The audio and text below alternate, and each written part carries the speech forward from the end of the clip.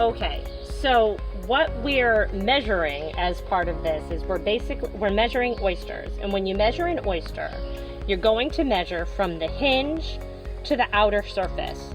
And we have multiple categories. When you read the manual, we have live category, we have spat category, we have boxes, new and old, and then drill box and spat box. So in terms of spat and live oysters, this is what I have. I have an array of spat and live oysters here.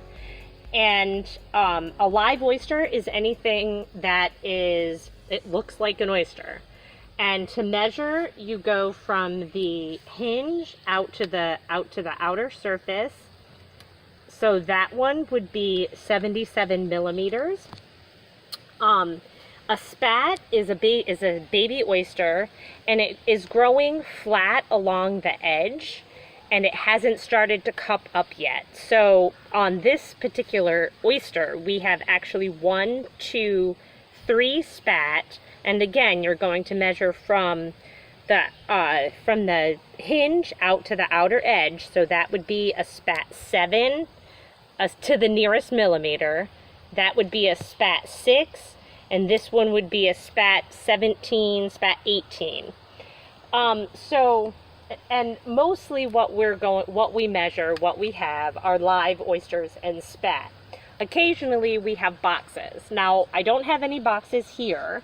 But a box is essentially a dead oyster, so where it will be gaping, and there will be typically no meat left in it. And if it's clean on the inside, that's what we call a new box. And if it has growth on the inside, then that is what we call an old box, because it's been a clean box, a clean new box is considered. It probably hasn't been dead for very long. It's probably only been dead for a week or two, because after that, things will settle on it and start to foul it. So those are essentially the things that we will be measuring. Spat box is a spat that is dead and is gaping, but the hinge is still attached. So yeah, that's about it. We will go inside and look, and then we'll go into the measuring process.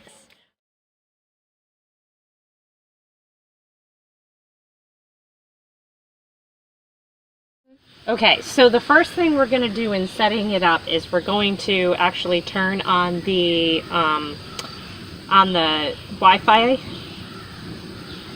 or the MiFi, and then we're going to wait for that to come up, and we're going to also bring up the laptop computer.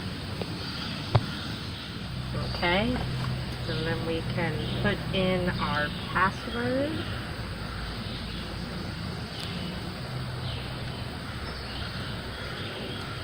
And get everything up and running.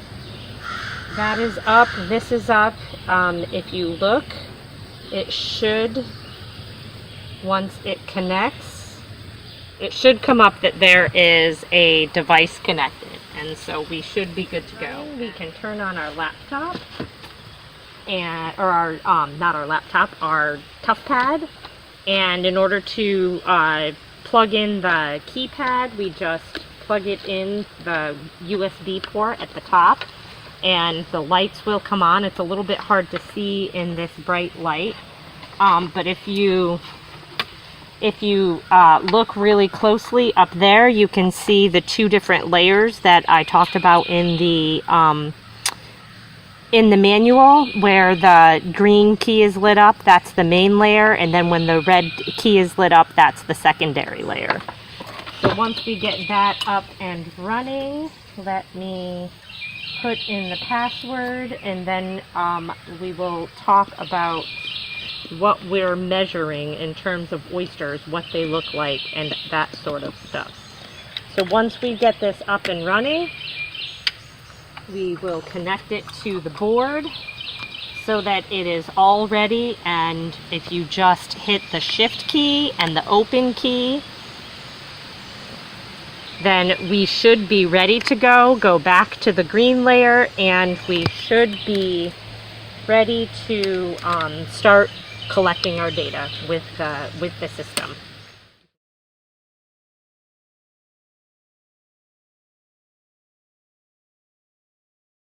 Okay, to put the device on, you put it over your head, you take the clip and you connect it to the eye hooks on the board like that. And you can also, if you need to adjust the strap, if it's too high or it's too low, you pull up on this and pull out and it will make it shorter, or you can adjust it that way if you need it to be down further. And you can adjust it until it feels comfortable on your body. And then to take it off, all you have to do is unhook the clips from the eye hooks and take it off over your head. Okay, so now we're inside just because I think it'll be a little bit easier to see, and I'm going to sort of walk through the process of the actual data entry, pretending that I have some fake data here that I'm going to pretend I'm on the fantail of the boat and I'm going to enter. So I went over this, but I'll do it again. In order to get a new form up on the tablet, you're going to hit the shift key and we're going to move to the red layer on the keypad, which hopefully now that we're inside, you can see that a little bit better. You're going to hit the open button and it should open, and hit the shift key to go back to the blue layer. And once we're open, now we're ready to actually start entering the data for our sample. So this right here is just some fake data. So if we were actually going to enter it, we would start with the Reef ID, which is VIMS number 123. So over on the keypad, you're going to hit 123, and as you can see, the number comes up, it comes up 123 Point of Shoals, which is Point of Shoals, so we're good. So then you're going to hit the enter button to scroll through. What the date is, it should be the date of whatever day you're working, so you shouldn't need to change that. And then you're going to go to the lat number. So for this lat number, you're always going to enter 7 digits. But as you can see, this latitude number actually only has 6 digits because there should be a 0 in front of that 4. So for this particular latitude, you're going to enter the number 3704335. Enter, and as you can see, it puts it in the form that it should be in. So then you can go ahead and you can enter the longitude number, which is 7638804. Again, enter. So now the tub number, since we're doing this one, it's going to be tub number 3, sample number 1, which it's already there, but I'm going to enter it anyway. The depth is 5, enter. And the bottom is 2, enter. So now we come to the subsample factor, and the subsample factor is going to depend on how much shell is in the individual sample. So you really, at this point, you're ready to actually start entering the data, and the subsample factor is going to be determined by the people processing the samples. So at this point, you'd be ready to go out onto the fantail and start entering data. So let's go out, let's pretend that we're out on the back of the boat, and this doesn't have a lot of shell in it, so we haven't split it. We don't have a subsample. We have a subsample factor of 1. We're looking at everything in the sample. So we'll be ready to start entering this fake data, which this is what we're going to enter. We're going to pretend that people are shouting these numbers out at us. So in order to get to, say, the first oyster, the first thing that the first measurement that somebody's going to give us is going to be live 64. we're on this screen here. In order to get to the next screen, we're going to hit the live button, and it's going to take us to the screen where the actual oyster information is stored. So we have a live 64. So again, we hit the live. If you look here, the button or the screen, the field that is highlighted is in the live category. We're going to hit 64, enter. So then the next number or the next oyster that we're going to enter that somebody's going to call out to us is old box 58. So it's going to be old box. It will move over to the old box category, 58, enter. And then we're back to another live. So it's live 74, enter. Spat box 10, enter. New box 55, enter. Live 68, enter. Spat 14, enter. Live 65, enter. And so on and so forth until you finish collecting all of the data for the samples. And as you can see, we have data in most of the categories because there were oysters that were in all of the categories.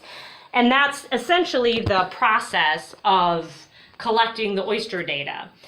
So from there, once all of the oysters have been measured, the last piece of information that you're going to enter is the shell information. And the shell information goes on the tong sheet, which is the original sheet that we were on. In order to get to that sheet, you're going to hit you're going to stay on the blue layer and you're going to hit tong, and it's going to take you back to this sheet, and what you want to enter is the brown shell and the black shell information. And to get to there, if you just continue hitting the enter button until you reach there.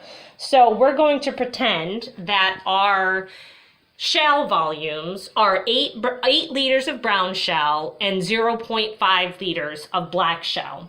So we're going to enter 8, enter, which will take us to the black shell.